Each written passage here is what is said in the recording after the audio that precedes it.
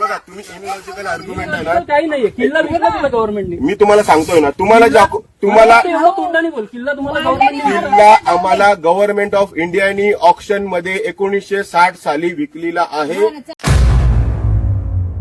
गुहागर तालुक्यातील अंजनवेल येथील गोपाळगड किल्ल्याचा हा व्हिडिओ नुकताच व्हायरल झाला.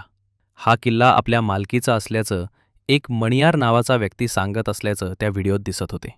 पडलेले आंबे उचलले म्हणून सदर तरुणाशी मणियारचा वाद झाला. त्यावरून सगळे नाट्य रंगले.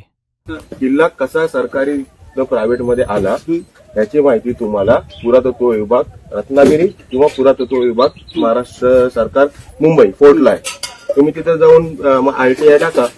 आरटीआय मध्ये तुम्हाला माहिती मिळून जाईल. फोर्ट म्हणजे तुम्हाला नाही माहिती कसं आलं? आमचं आहे, तुम्हाला माहिती पाहिजे ना. मला माहित. माझं नॉलेज कसं वाढेल? मग तुम्हाला तेच नॉलेज ते वाढवण्यासाठी बाहेर लावा तर माझं नॉलेज वाढेल. कशाला लावायची?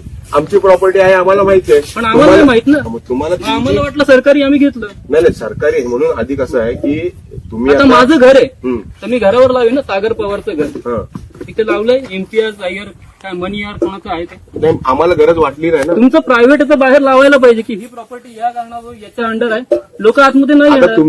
गोपाळगड किल्ल्यावर फिरायला गेलेल्या एका युवकाचा पडलेले 2 आंबे उचलले म्हणून मणियार नावाच्या तरुणाशी वाद झाला.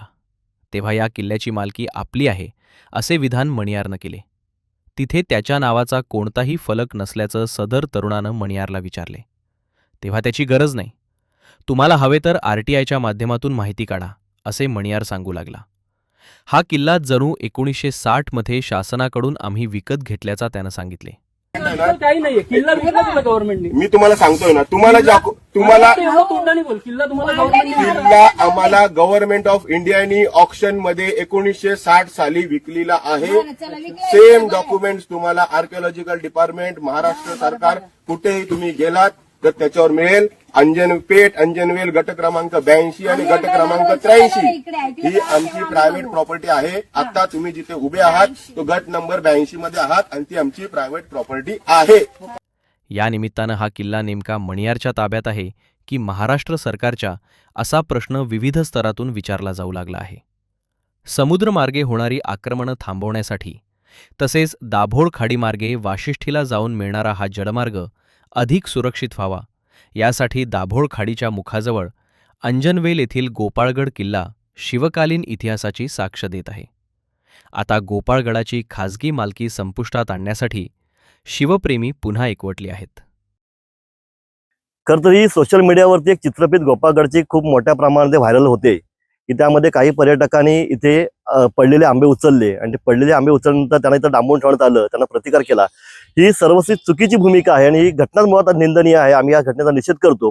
ग्रामस्थ म्हणून आमचं हे इथं सांगणं आहे की बाबा हा गड आहे, हा राज्य शासनाच्या मालकीचा आहे, तर कुणीही याच्यावरती आपली मालकी हक्क गाजवू नये.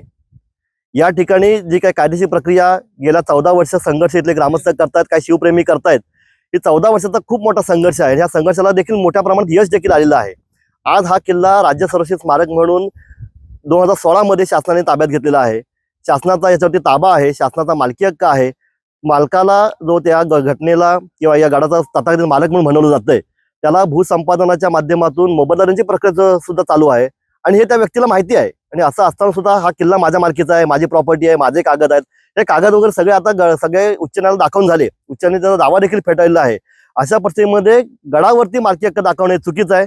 आमची सुद्धा त्यांना असं सांगणं आहे की तुम्ही गडावरती मालकी हक्क दाखवू नका.